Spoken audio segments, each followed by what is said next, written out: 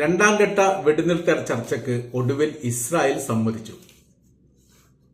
നാളെയാണ് ഒന്നാം ഘട്ട വെടിനിർത്തലുമായി ബന്ധപ്പെട്ട ദിവസം അവസാനിക്കുന്നത്. 42 ദിവസത്തെ വെടിനിർത്തലിന്റെ ഒന്നാം ഘട്ടം നാളെ അവസാനിക്കുന്നതോടനുബന്ധിച്ച് രണ്ടാം ഘട്ടം തുടരാൻ സാധ്യതയില്ല എന്നുള്ള പല അഭിപ്രായങ്ങളും പലസ്തീന്റെ ഭാഗത്തു നിന്നൊക്കെ പുറത്തു വന്നിരുന്നു. ഇസ്രായേലിന്റെ ഭാഗത്ത് നിന്ന് ഏറെക്കുറെ അങ്ങനെ തന്നെയായിരുന്നു വന്നിരുന്നത്. അതിന്റെ കാര്യം എന്ന് പറയുന്നത്, കൃത്യമായിരിക്കുന്ന കരാർ വ്യവസ്ഥ പാലിക്കാത്ത രാജ്യമാണ് ഇസ്രായേൽ എന്നുള്ളതും, ബന്ദിമോചനം പോലെ പലസ്തീൻ തടവുകാരെ മോചിപ്പിക്കാൻ വേണ്ടി ഇസ്രായേൽ താല്പര്യം കാണിക്കുന്നില്ല എന്നതുമായി ബന്ധപ്പെട്ട വിഷയമായിരുന്നു.